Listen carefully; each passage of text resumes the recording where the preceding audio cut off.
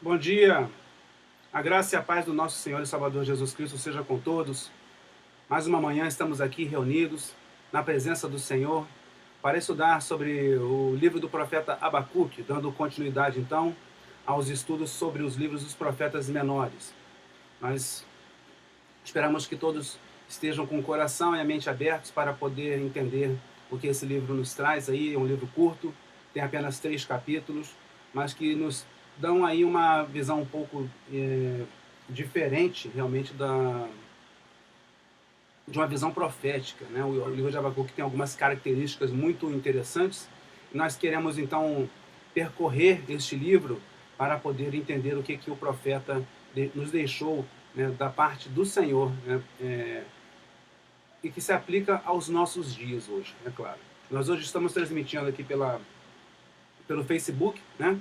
E nós estamos contando mais com a plataforma Zoom, uma plataforma que ela tem um custo alto e que não nos deu o retorno que nós esperávamos. Então a gente precisa concentrar esforços realmente no que dá certo. E o que dá certo aqui é o Facebook, nós vamos continuar desta forma aqui no Facebook. Vejo aqui que minha sogra está aqui conosco. Bom dia, minha sogra. Minha tia Jane também está aqui conosco. O irmão Hudson também. Bom dia, irmão Hudson. Que bom que nós estamos juntos para poder dar continuidade a esses estudos, né? E vamos orar então nesse momento, entregando todo o ato desta lição, né, desse estudo aqui, nas mãos do Senhor, de forma que Ele fale aos nossos corações. Feche seus olhos, baixe sua cabeça, vamos orar juntos nesse momento. Nosso Deus e Pai, bendito é o Teu nome, Senhor. Nós te louvamos e te agradecemos por Teu grande amor. Agradecemos porque o Senhor tem cuidado de nós e tem nos dado, Senhor Deus, a cada dia a Tua rica misericórdia derramada sobre as nossas vidas. Sabemos, Deus, que o Senhor tem o controle de todas as coisas e sabemos que tudo isso que está acontecendo será, Senhor Deus, no tempo devido, no tempo do Senhor, solucionado. E que nós estejamos sempre diante do Senhor, com os nossos corações quebrantados, derramados, para que possamos demonstrar a nossa humildade e a nossa submissão ao Teu grande amor. Muito obrigado, Pai, porque o Senhor nunca, jamais nos deixa sozinhos.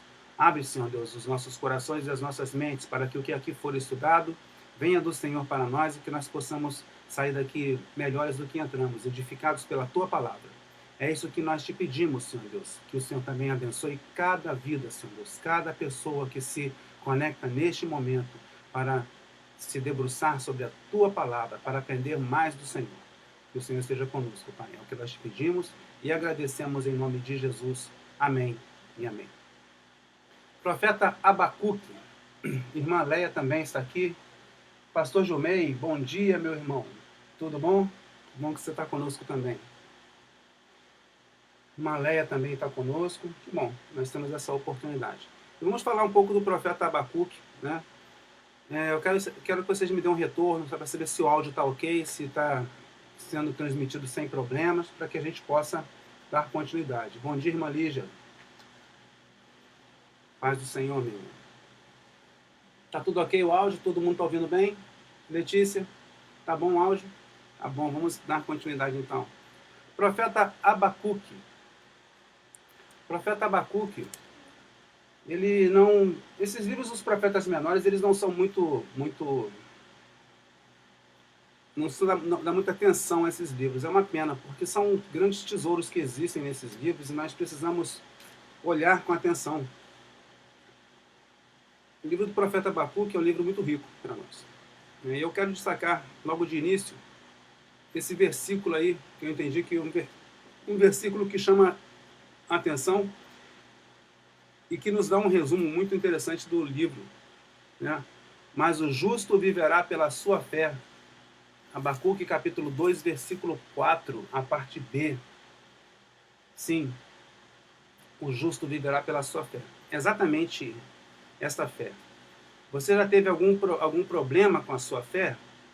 Em algum momento, e talvez nesses momentos que nós estamos passando hoje de pandemia, com toda a situação, de não podermos nos reunir nos templos, será que a sua fé tem fraquejado? Será que alguns questionamentos têm sido colocados na sua mente, no seu coração? Será que você já verbalizou para Deus esses pensamentos, esses questionamentos, essas dúvidas que você tem? Será que em algum momento você já chegou ao ponto de perguntar para Deus por que que as coisas estão acontecendo, ou por que situações na sua vida foram permitidas pela sua soberania, pela sua majestade? Será que você teve essa ousadia, vamos assim dizer? Isso é o que a gente vai ver também aqui no livro do profeta Abacuque. Eu quero lembrar um pouco para os irmãos sobre os cenários que nós vivemos, então, ao tempo em que o livro do profeta Abacuque foi escrito. No cenário político, nós vemos aí que a Babilônia já vem se consolidando como uma nova potência mundial, e ela derrota, então, Nínive, em 612, nós vimos na última lição do domingo passado. A profecia de Naum foi, então, cumprida no ano de 612, quando a Síria, Nínive, foi derrotada pela Babilônia. E logo depois, também, em 605 a.C., o Egito também é derrotado. Então, nesse momento, as duas potências que ofereceriam maior ameaça ao reino de Judá, elas foram derrotadas por um outro inimigo, que vem bem maior e vem mais destrutivo, que é a Babilônia, que mostra, então, a ascensão de Nabucodonosor como um novo soberano aí das nações, dos reinos terrenos aí, e se colocando de uma forma muito, muito incisiva sobre as outras.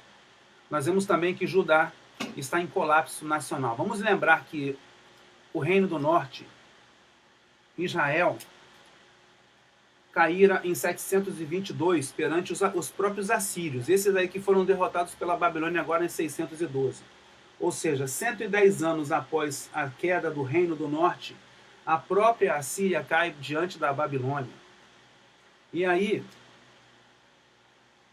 passado esse tempo todo, o que acontece é que o Reino do Sul, Judá, não consegue aprender, não consegue tirar lições da situação que passaram o seu povo meio-irmão, o povo irmão, na verdade. E não consegue se livrar, então, desse destino, não vou dizer um destino, mas de uma rota realmente de queda, uma rota de decadência, uma rota que vai levar ao mesmo local que o povo do norte havia trilhado. No âmbito religioso, nós vemos então que Abacuque é um contemporâneo de Jeremias. Os dois profetizaram em Judá mais ou menos durante a mesma época. E se a gente até Naum tinha ali todos os profetas que eram então atuantes durante a atuação forte ali, durante o domínio assírio, agora Abacuque, Sofonias, que é o próximo estudo que teremos a continuar, são os profetas que vão então profetizar durante essa dominação babilônica, então, durante o período em que a Babilônia está se agigantando aí em domínio.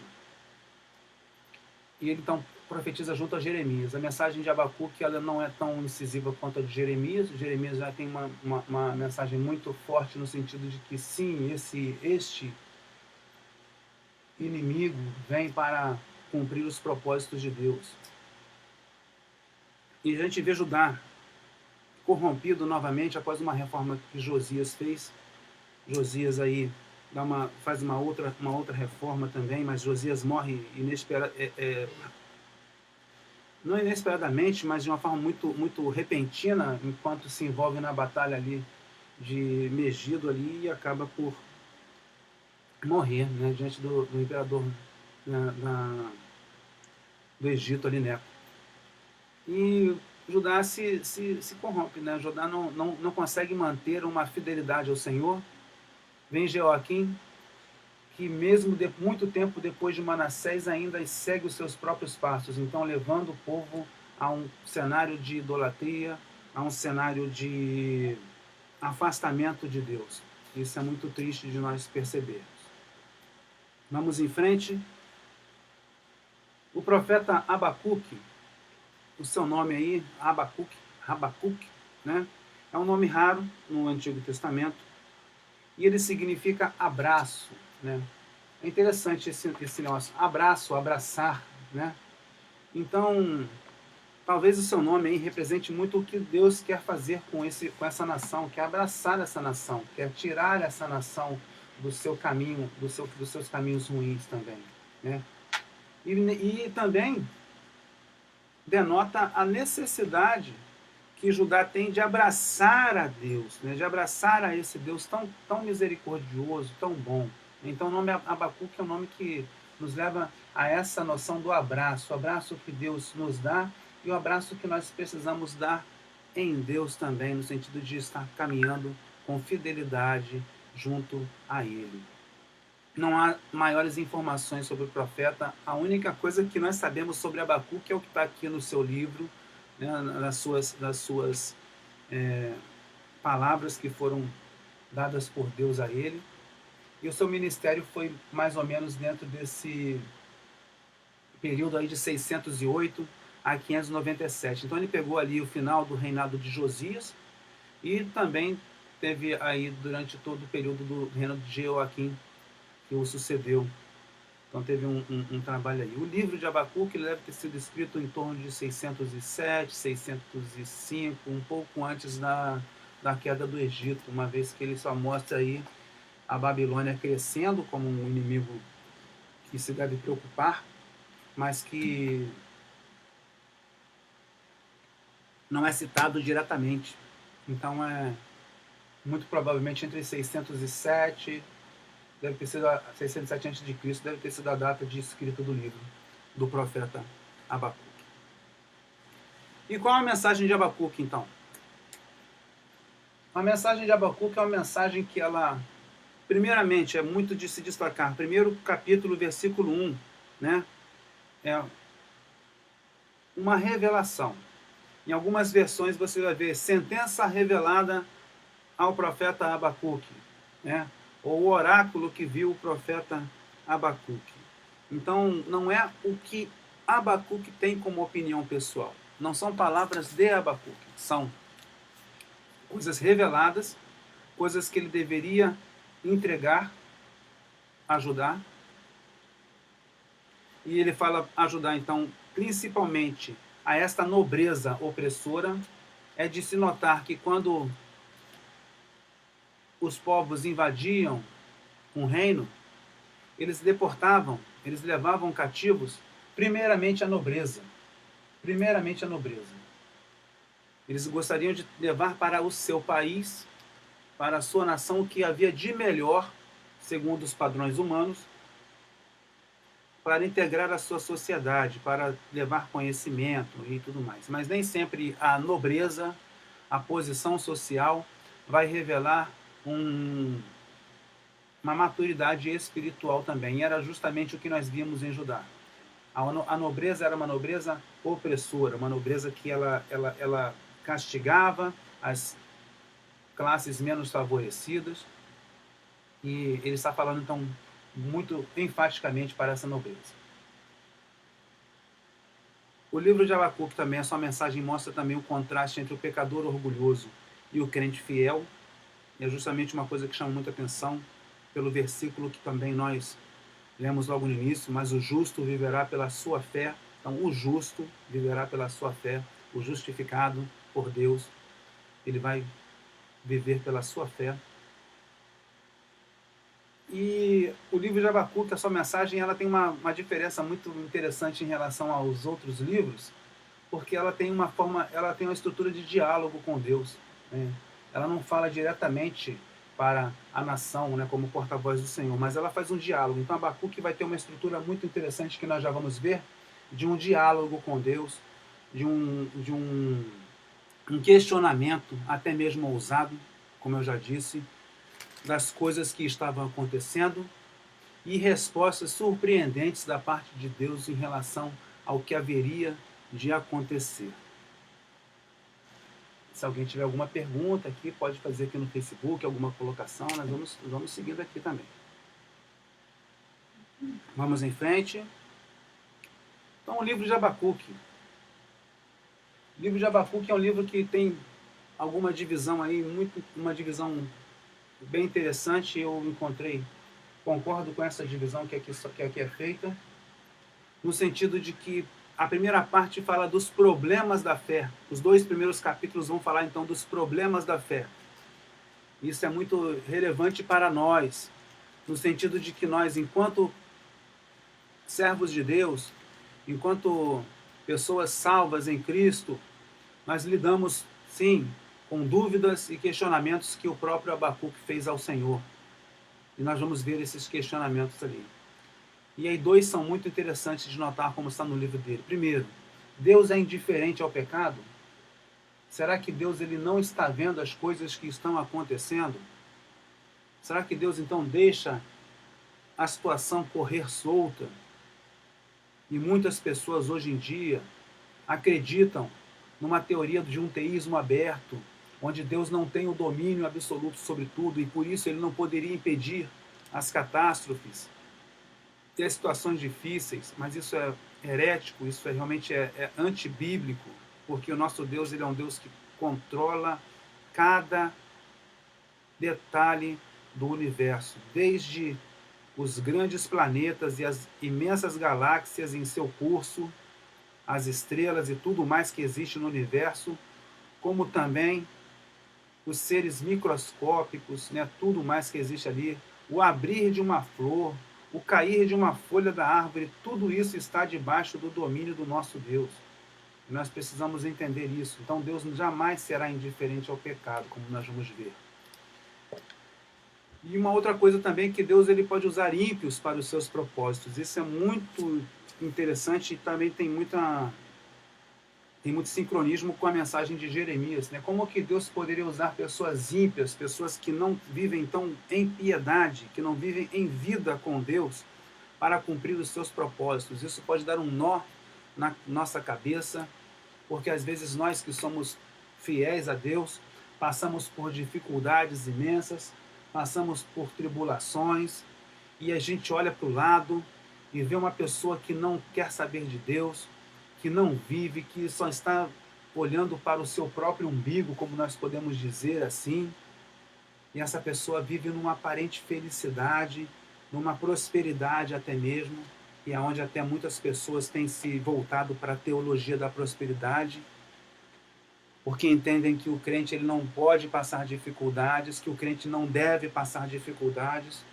mas vendo que o próprio Senhor Jesus disse, no mundo passareis por aflições, mas tem de bom ânimo porque eu venci o mundo. Então a gente olha para a mensagem bíblica e começa a ver realmente que sim, muitas vezes essas pessoas ímpias elas vão cumprir os propósitos de Deus. Isso tudo é um mistério que a gente tem aí, no sentido de ser incompreensível para nós. Então o nosso coração ele deve ser um coração submisso, um coração que louve a Deus pela sua grandeza e pelas coisas que Ele faz a cada momento. A gente não pode deixar de olhar para esse Deus com um olhar de humildade, com um olhar de submissão diante das situações.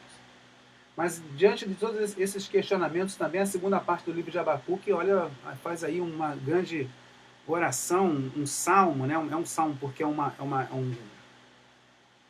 é cantado, e isso está dito aqui exatamente no versículo 19, né? É para instrumentos de corda, então seria um salmo, seria uma oração cantada, né? Mas é um momento de louvor então a Deus, e a gente vê isso no capítulo 3 do livro de Abacuque. Veja aqui que o irmão Luiz Fernando também se junta a nós, né? Bom dia, irmão Fernando. Tem aqui também irmão Fernando, Fernandinho também, meu amigo de seminário também está conosco. Bom dia, meu irmão. Então vamos seguir para essa divisão do livro de Abacuque. Primeira coisa, os problemas da fé, os primeiros 2 capítulos. Então existe aí o primeiro questionamento de Abacuque. Deus é indiferente ao pecado? Está nos primeiros 11 versículos deste livro, no capítulo 1. Então, logo no início, capítulo 1, versículos 2 a 4, Abacuque ele faz então o questionamento a Deus. E olha só, você consegue perguntar coisas para Deus? Você faz perguntas ousadas para Deus em relação à sua situação, em relação à situação do nosso país, em relação à situação do nosso mundo. Abacuque fez isso, Abacuque perguntou a Deus então, versículos 2 a 4 do capítulo 1, acompanha aí na sua Bíblia também. Até quando, Senhor, clamarei eu, e tu não me escutarás? Ou gritarei a ti, violência, e não salvarás? Por que me fazes ver a iniquidade e a opressão? Destruição e violência estão diante de mim. Há também contendas, e o litígio se suscita. Por isso a lei se afrouxa e a justiça nunca se manifesta. O ímpio cerca o justo, a justiça é pervertida. Você consegue virar para Deus e perguntar: até quando eu vou clamar e tu não vais me escutar, Senhor? Abacuque faz essa pergunta com ousadia para Deus, e veja bem como é interessante isso, né? Ele relatando então a sua visão, relatando a forma como ele se coloca diante de Deus, perguntando: até quando que eu vou clamar e não vou ouvir uma resposta? Por que os justos não são ouvidos? Por que muitas vezes aparenta ter essa situação de o justo não ser ouvido? Por que os justos sofrem? É justamente uma pergunta que muitas pessoas se fazem para si mesmas e não têm coragem de fazer para Deus. Por que eu estou passando esse sofrimento? Por que eu estou passando essa dificuldade? Eu já contei para vocês a minha experiência de quando eu fui alcançado pelo Espírito Santo de Deus, e a primeira coisa que me aconteceu foi ser demitido do emprego. Ué, aí a minha cabeça de novo convertido poderia perguntar: por que aconteceu isso quando eu estava lá, vivendo a minha vida, vamos dizer assim? Estava tudo bem, agora que eu me entreguei a Jesus, eu perco meu emprego. Por que acontece isso? Então muitas coisas acontecem. Eu não perguntei isso na época não sei porquê, mas muitas pessoas vão se perguntar. Até mesmo porque algumas dificuldades que se passam são bem duras realmente, né? E aí pergunta: por que os ímpios parecem prosperar diante disso? Por que existe esse contraste tão grande entre a minha vida e a vida do ímpio? Eu sirvo a Deus, eu busco atendê-lo com fidelidade, eu vou falar isso de uma sinceridade que existe, porque não adianta também servir a Deus por interesse, não adianta servir a Deus de uma forma que se queira mostrar para as outras pessoas que você está servindo também.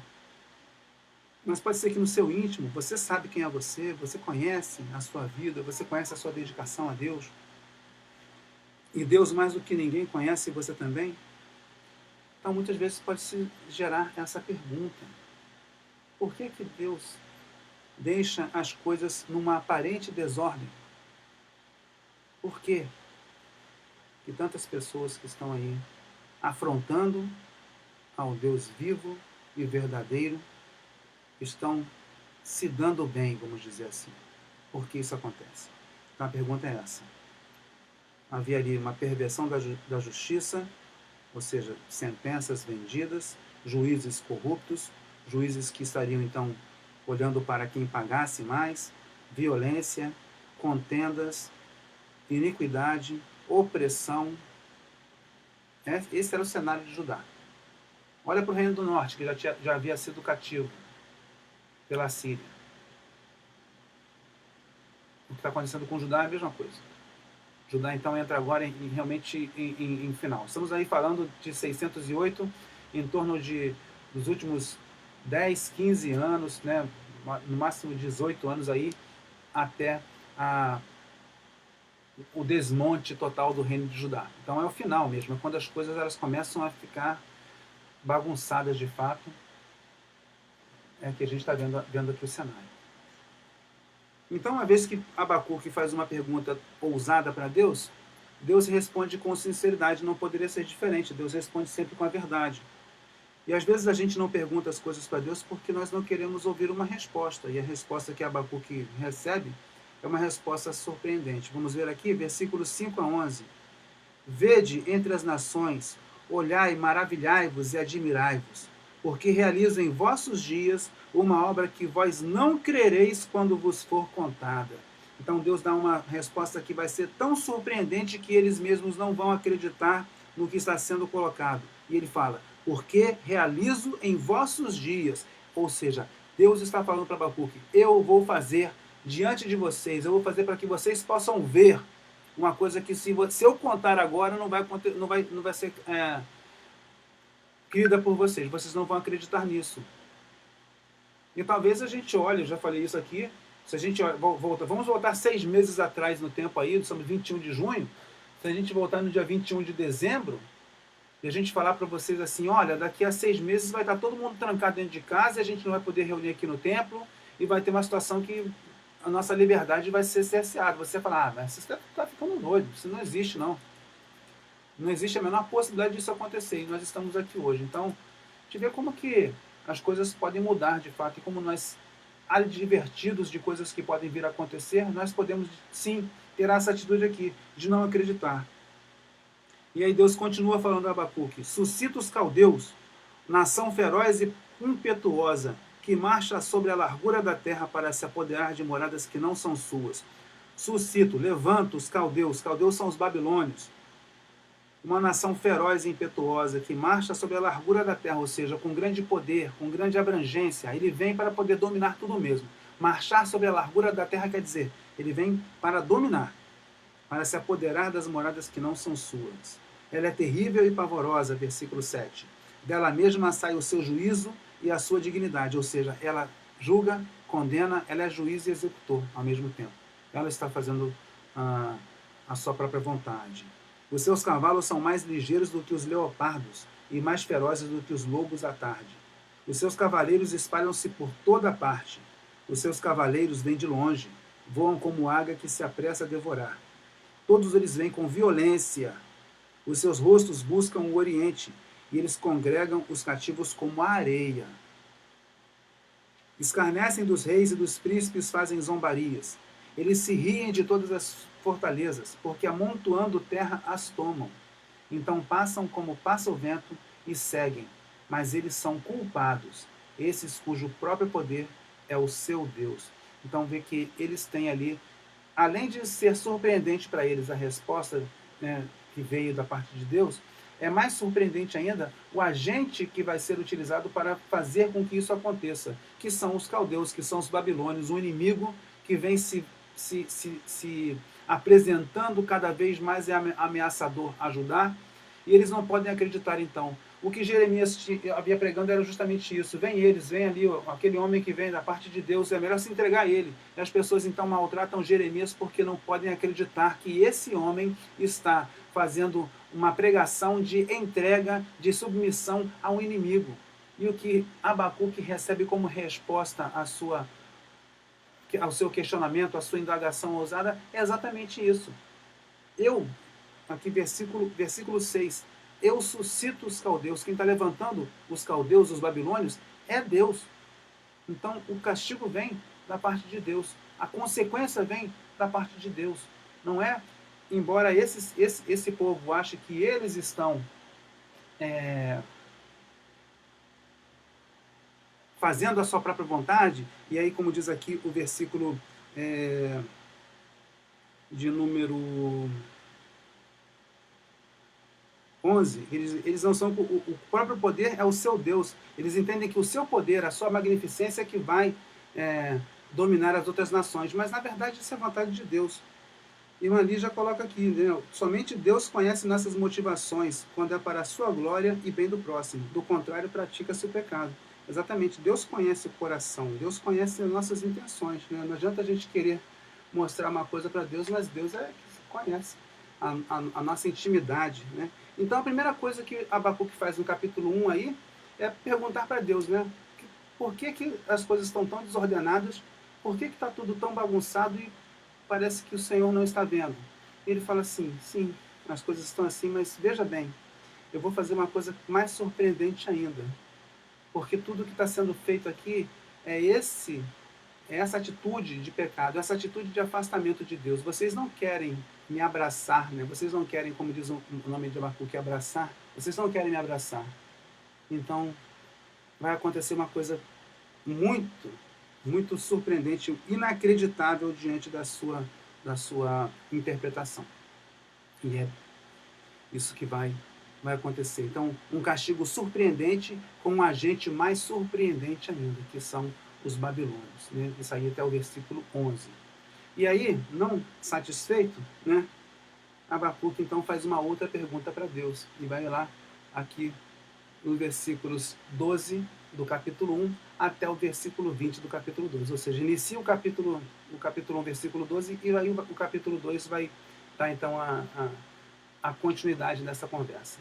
Então, Abacuque faz mais uma pergunta para Deus, né? Porque Deus, que é santo, usa o ímpio, então?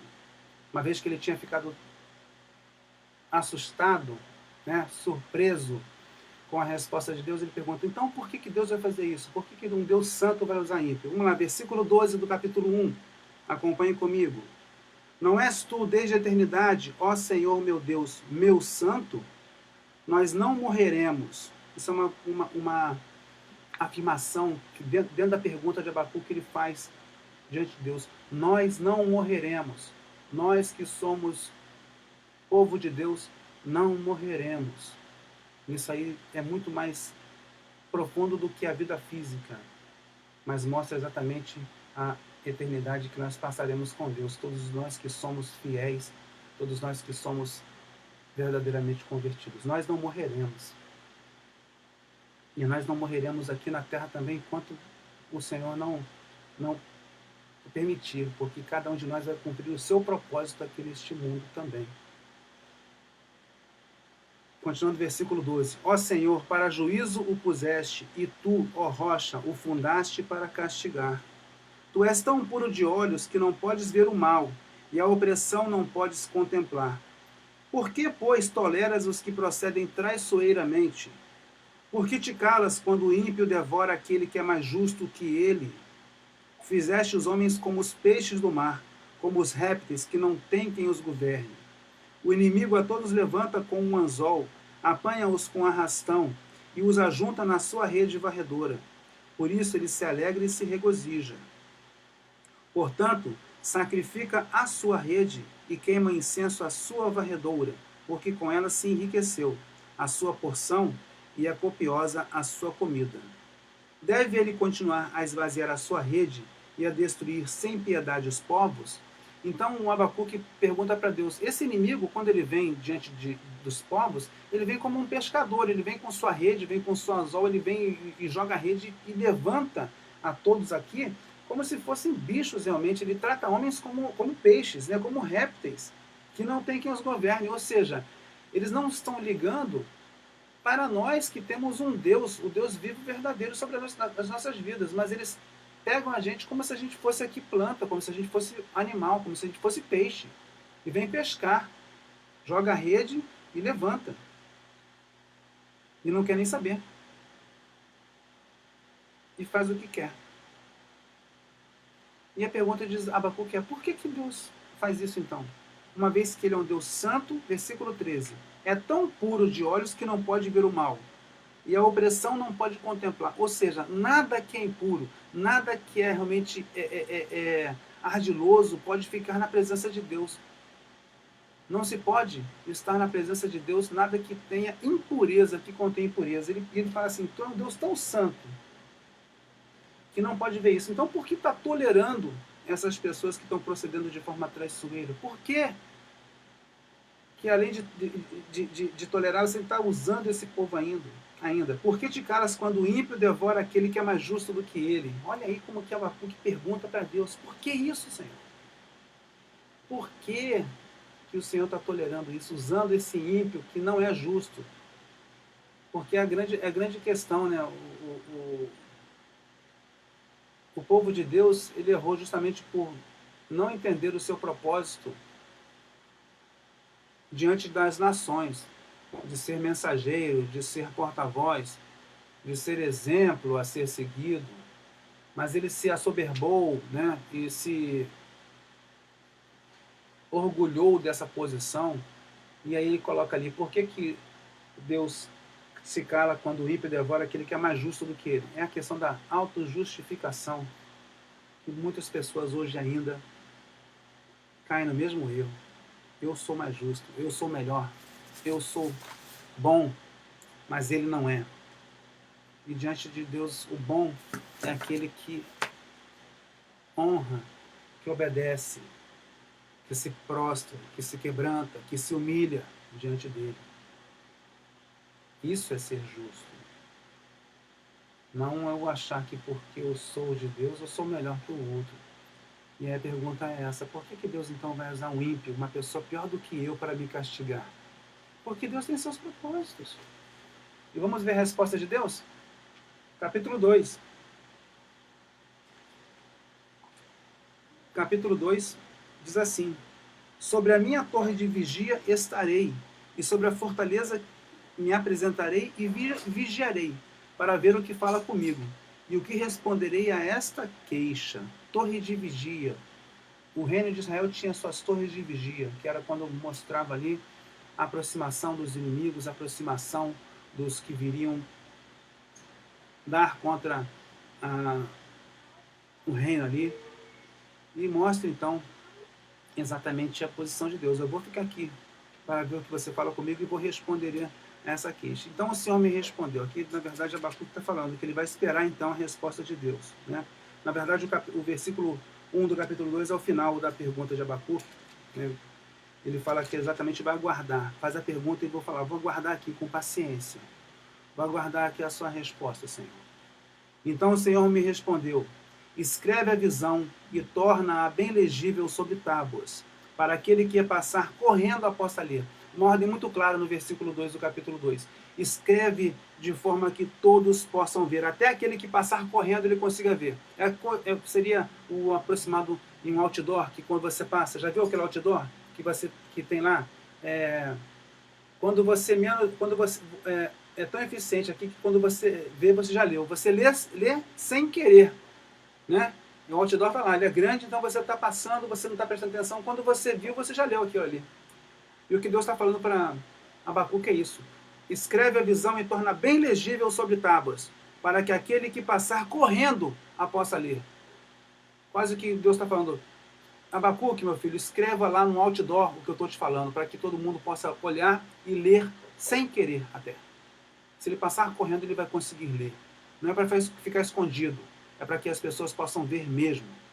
E o que vem é isso aqui, versículo 3. Porque a visão é ainda para o tempo determinado, e até o fim falará e não mentirá. Se tardar, espera-o, porque certamente virá, não tardará. Eis que a sua alma se incha, não é reta nele, mas o justo viverá pela fé. Tanto mais que por ser dado ao vinho é desleal. Um homem soberbo que não se contém, que alarga como o sepulcro o seu desejo, e como a morte que não se farta. Ajunta a si todas as nações e congrega a si todos os povos. Ou seja, vem o julgamento aqui, está dizendo, versículo 3, a visão é ainda para o tempo determinado, até o fim falará e não mentirá. Se tardar, espera. Não se assuste. Eu estou falando isso aqui, isso vai se cumprir, e vai ser rapidamente, vai ser no tempo que eu estou determinando. Então, se você achar que está demorando muito, não se preocupe não, porque vai acontecer, porque logo vem, entendeu? Isso não tem dúvida nenhuma. Então, você não deixe de falar. O Manei já coloca aqui exatamente a sua observação, que Deus tem uma aliança com o seu povo, e ele é imutável nas suas promessas, né? Por isso não morreremos, exatamente. Para quem é fiel a Deus, não há como ser surpreendido com uma mudança. E isso aqui mostra, Deus é fiel a Ele mesmo, Deus é fiel a Ele mesmo, Ele não muda. E por não mudar, nós podemos confiar na sua palavra. Então nós não morreremos de fato. Muito bom. Versículo 6. Não levantarão todos estes contra ele o provérbio e um dito zombador? Dirão: ai daquele que multiplica o que não é seu, até quando? E daquele que carrega a si mesmo de penhores. Não se levantarão de repente os seus credores? Não despertarão os que te farão tremer? Então lhe servirá tu de despojo. Visto que despojaste a muitas nações, os demais povos se despojarão a ti por causa do sangue dos homens e da violência contra a terra, contra a cidade e contra todos os que nela habitam. Aqui Deus já começa a falar então que o julgamento vem, que mesmo que esse povo ímpio seja usado para poder tratar o povo de Deus, ainda assim Deus não vai deixar eles sem a retribuição ao seu pecado. E mostra aqui que de repente eles vão ser despojados da forma que despojaram muitas nações também. Por causa do sangue de homens e da violência contra a terra, contra a cidade e contra todos os que nela habitam. Versículo 9. Ai daquele que ajunta em sua casa bens mal adquiridos, para pôr o seu ninho no alto, a fim de se livrar das garras do mal. As pessoas que se protegem, né? O que a Babilônia vem fazendo? Despojando as nações, correndo contra os povos para poder pilhar, para poder saquear, para poder juntar poder, né, financeiro, poder material. Para quê? Para pôr seu ninho no alto, para poder sentir segurança. Isso não viria. Né? Vergonha maquinaste, versículo 10. Vergonha maquinaste para a tua casa, destruindo tu a muitos povos, pecaste contra a tua alma. Porque a pedra clamará da parede, e a trave lhe responderá do madeiramento. Vergonha maquinaste para a tua casa, destruindo tu a muitos povos. Ou seja, toda a opressão, toda a destruição, toda a pilhagem, todo o saque, tudo isso viria também contra aquele povo babilônico. Versículo 12. Ai daquele que edifica a cidade com sangue e a fundamenta com iniquidade. Não foi o Senhor dos exércitos que determinou que os povos trabalhem para o fogo e as nações se fatiguem em vão?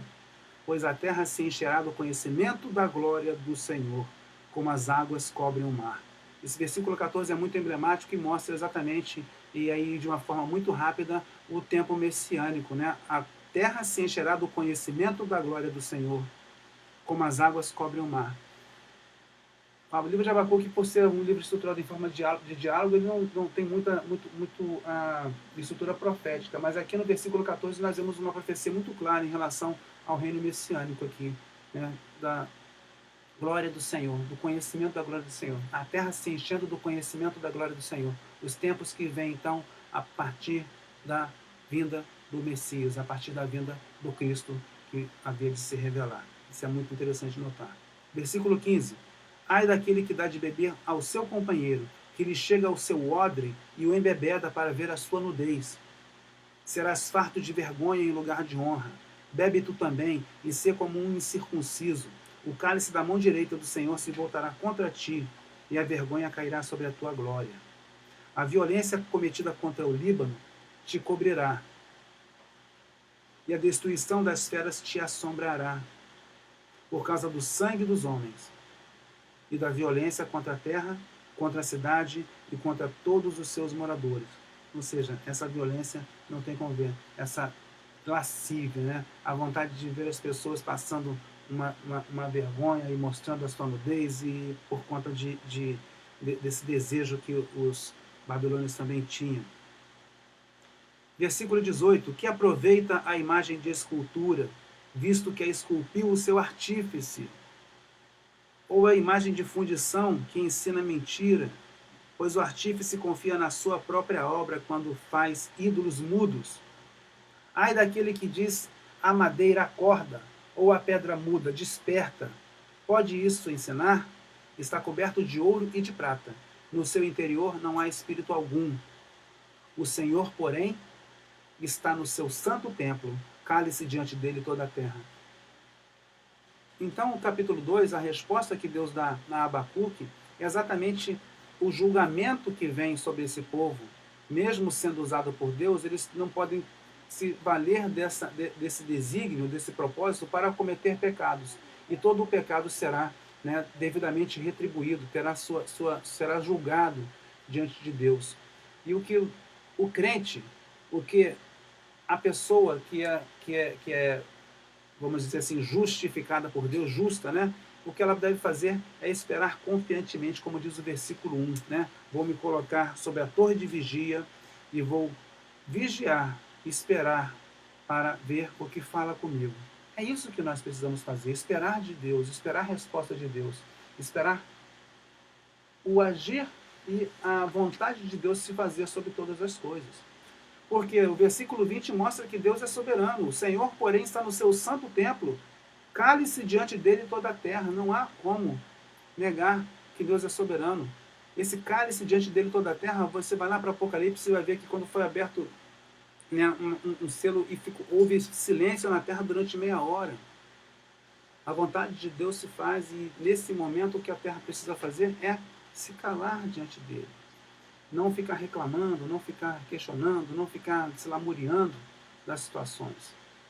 São problemas que são muito vivos na nossa vida. Os questionamentos que Abacuque faz a Deus são questionamentos que nós fazemos também. Por que sofrimento? Por que injustiça? Por que pecado aparentemente não visto por Deus? Por que usar ímpios para nos tratar, uma vez que eles são piores do que nós? Então Deus responde: eu faço da forma que eu quero, porque eu sou Deus. E eu não sou um Deus tolo, eu não sou um Deus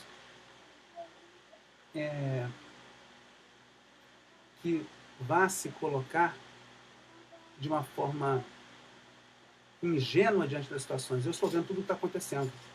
E eu estou controlando todas as coisas. Isso é importante de notar. E aí nós vemos aí os 5 ais que existem nesse capítulo 2, né, que mostram exatamente as coisas que são os pecados que são cometidos pelos ímpios aí. Versículo 6 a 8, a ambição insaciável. Eles são povos que eles não se contentam em ter o que é suficiente, mas eles querem ter cada vez mais, cada vez mais, cada vez mais. E aí a consequência é que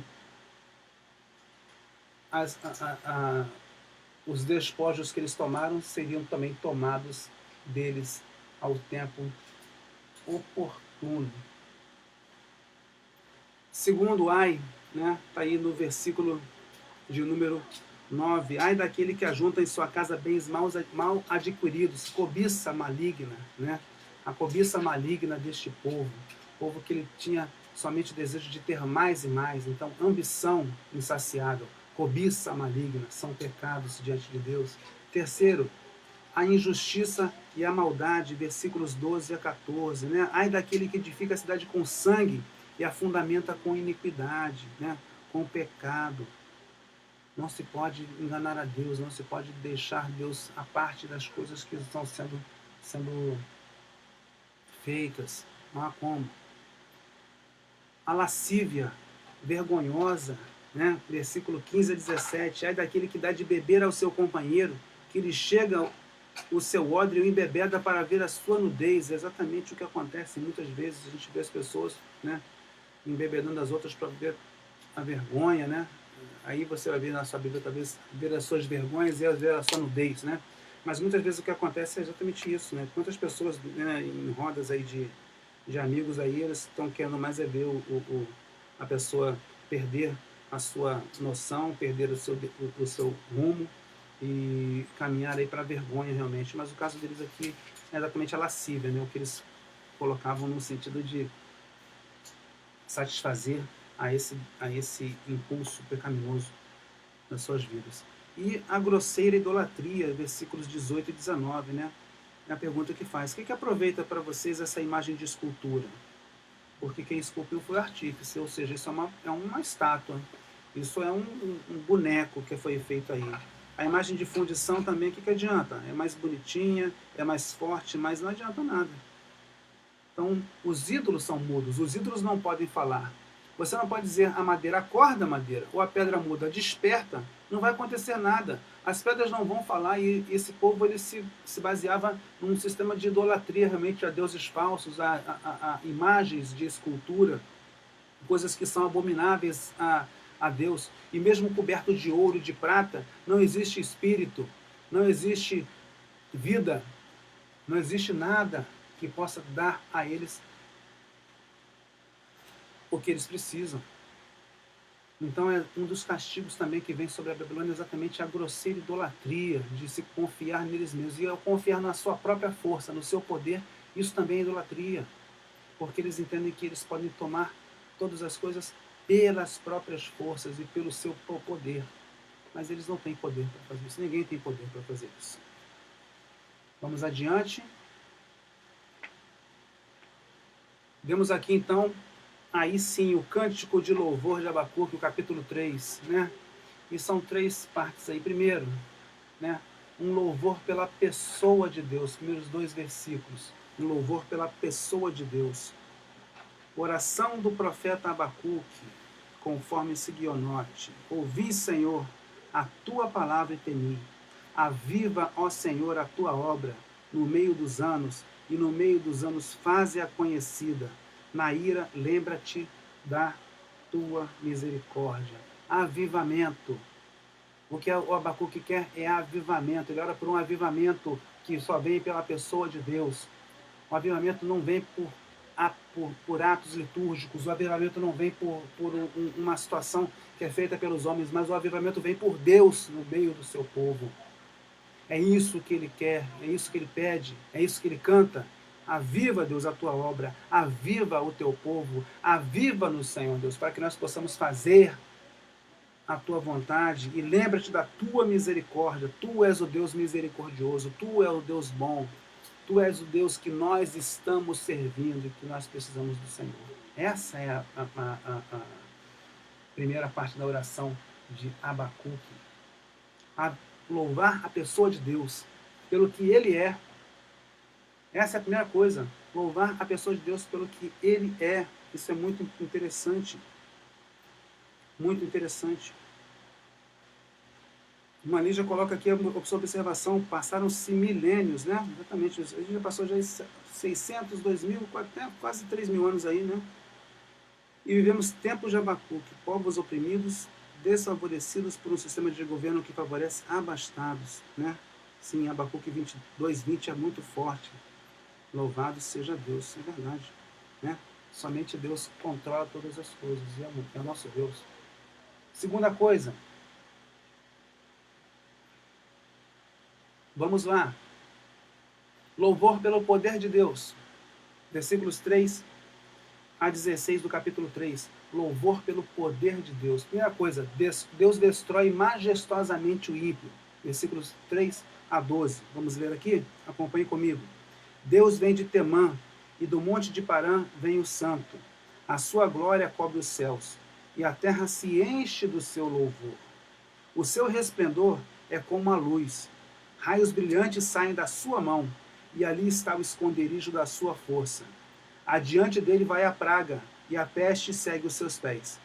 Para e faz tremer a terra. Olha e sacode as nações. Os montes perpétuos são esmiuçados. Os outeiros eternos se encurvam. Os caminhos de Deus são eternos. Vejo as tendas de Cusã em aflição. As cortinas da terra de Midian tremem. Acaso é contra os rios, Senhor, que estás irado? É contra os ribeiros a tua ira? Ou contra o mar, o furor, já que andas montado nos teus cavalos, nos teus carros de vitória? Descoberto está o teu arco, a tua aljava está cheia de flechas. Tu fendes a terra com rios, os montes te veem e tremem. A inundação das águas passa, o abismo dá a sua voz e levanta as mãos ao alto. O sol e a lua param nas suas moradas, ao brilho das tuas flechas, ao resplendor do relâmpago da tua lança. Com indignação marchas pela terra. Com ira trilhas as nações. Então Deus vem de uma forma que é incomparável o seu poder, destruindo os ímpios. Então, aqui vejo as tendas de Cusã em aflição, as cortinas da terra de Midian tremem. São nações, né, ímpias, são nações que não são o povo de Deus. E coloca aqui o poder de Deus. Então ele coloca Deus como um cavaleiro que vem, um cavaleiro de guerra, que vem sobre o seu cavalo, né? Ele vem nos carros de vitória, com uma aljava cheia de flechas. Então é o poder de Deus. Ele compara, então, o poder de Deus às armas de guerra, que eram tão destrutivas a essa época aqui, e mostra o poder de Deus. Tu fendes as terras com rios, os montes te veem e tremem. A inundação das águas passa, o abismo da tua voz e levanta as mãos para o alto. O sol e a lua param nas suas moradas. Quem poderia estar se comparando a esse Deus? Quem poderia resistir ao seu poder? Versículo 12, com indignação marchas pela terra, com ira trilhas as nações. Com ira trilhas. Trilhar é desbaratar, é quando você pega uma varetinha e você remexe a areia, remexe a terra. É isso aí, com ira Deus trilha, remexe, revira as nações. Bagunça, desbarata, desmonta. É o que Deus faz com todos aqueles que se opõe frontalmente a ele, ou até mesmo veladamente, porque se você não está declaradamente com Deus, você está contra ele. Deus ele não quer agentes secretos. Deus quer crentes, convertidos e que confessem publicamente o seu nome, para que ele seja conhecido, para que ele seja visto. Não há como você apresentar um Deus no oculto, no secreto. Deus livra magnificamente o justo, versículos 13 a 16. Tu sais para salvamento do teu povo, para salvar o teu ungido. Tu feres o chefe da terra da impiedade, despindo-o da cabeça aos pés. Traspassas a cabeça dos seus guerreiros com as suas próprias lanças, quando avançam como uma tempestade para nos atacar. Eles vêm orgulhosos, como se estivessem para devorar o pobre às ocultas. Tu, com teus cavalos, marchas pelo mar, agitando as grandes águas. Ouvindo eu, o meu ventre se comove. A sua voz tremem os meus lábios. Entra a podridão nos meus ossos e as minhas pernas estremecem. Contudo, esperarei pacientemente o dia da angústia que virá contra o povo que nos invade. Então Deus livra o justo, livra o seu povo de toda a opressão, de toda a angústia, de toda a injustiça, de todo o sofrimento.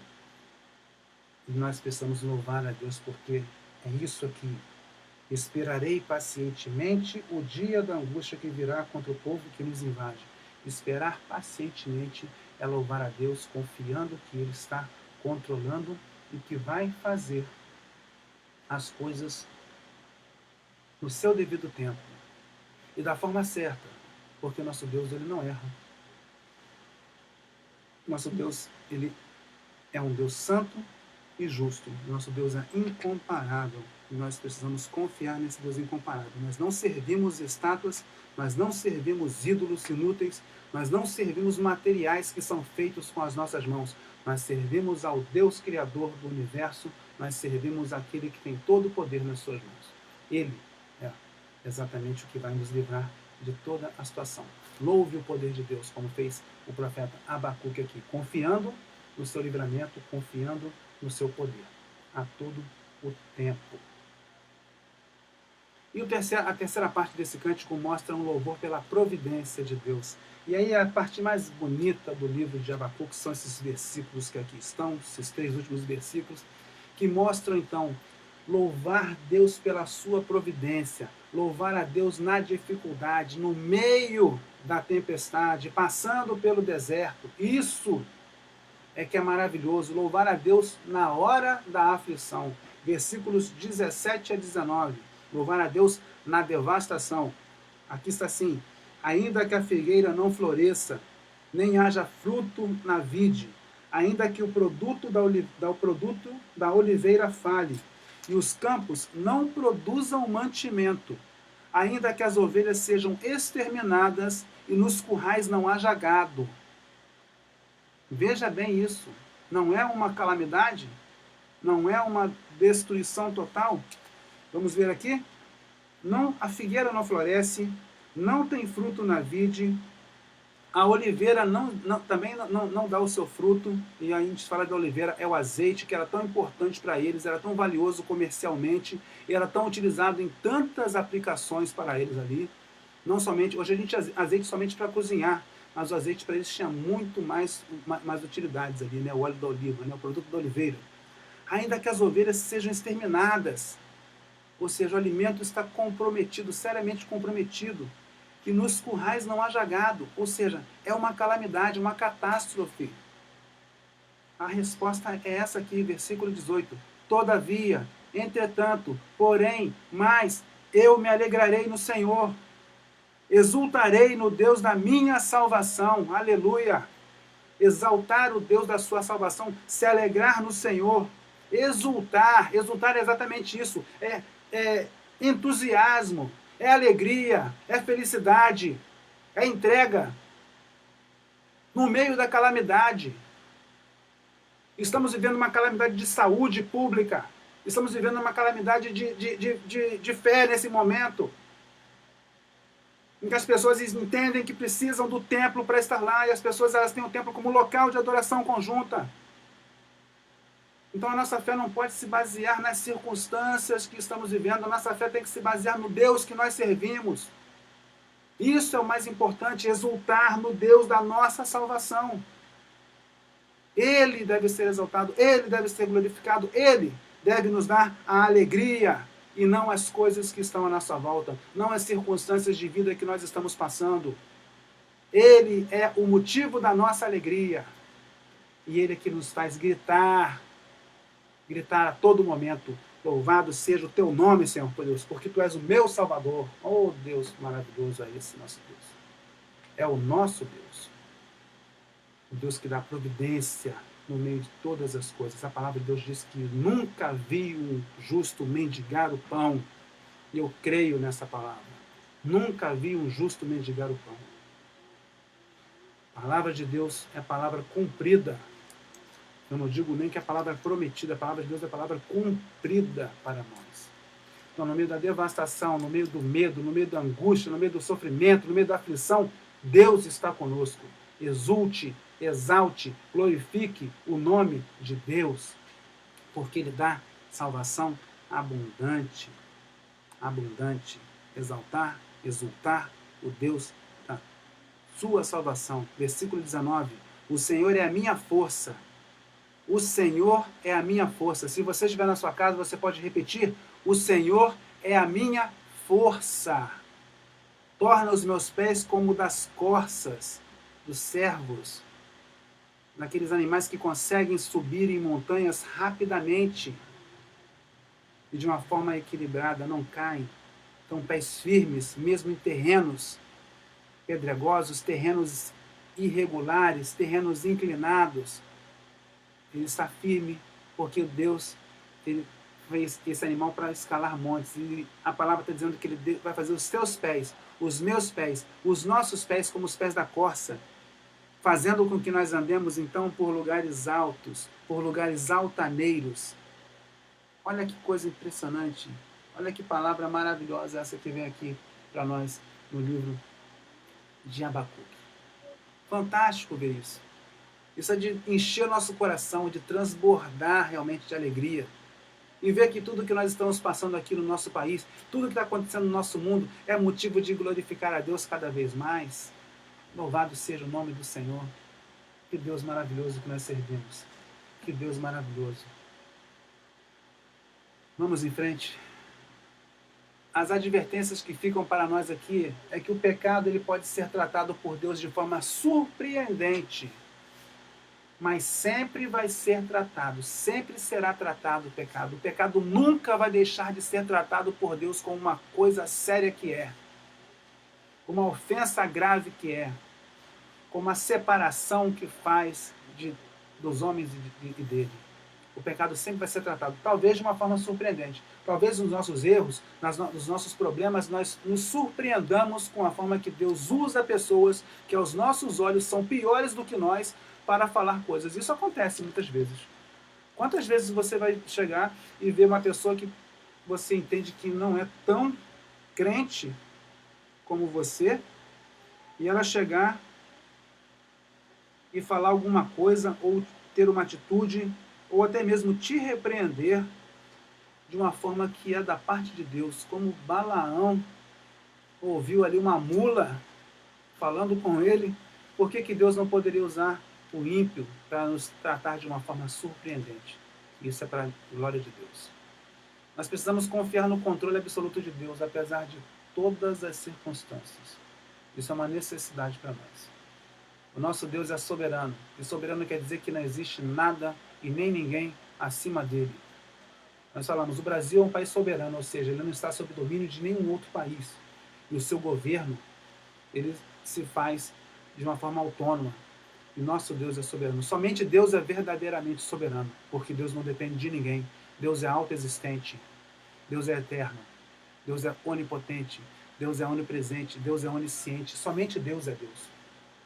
Não existe outro como nosso Deus. Então, mais do que confiar nesse controle absoluto, é se alegrar no Deus da salvação. Demonstrar a alegria de servir a esse Deus que é motivo muito maior para nós do que qualquer coisa. Então, viver, portanto, pela sua fé. O justo viverá pela sua fé. Isso está lá em Abacuque, capítulo 2, versículo 4. Mas você encontra também em Romanos, capítulo 1, versículo 17, Gálatas, capítulo 3, versículo 11 e Hebreus, capítulo 10, versículo 38. Então você vê que esta mensagem da parte de Deus, isso é tão forte que ecoou durante gerações, durante séculos, né? E aí, como disse a irmã Lígia, até sobre milênios, né? Porque nós já estamos aí já há 2.600 anos depois da primeira profecia colocada aí, né? Da primeira citação dessa profecia. E isso vai ecoar eternamente, porque a palavra de Deus, ela vai ecoar eternamente e a gente não pode deixar de ouvir isso. Viver pela fé. O justo viverá pela sua fé e não pelas coisas que existem à sua volta. O justo viverá pela sua fé, na fé nesse Deus maravilhoso que nos cuida, que nos cerca. Referências que nós usamos, questão de justiça, né? Temos aí as obras que nós usamos para buscar fontes aí para o nosso estudo e é importante que nós citemos também. Amém, irmãos? Espero que você tenha sido abençoado e trabalhado em seu coração por essa mensagem, por esse estudo, né?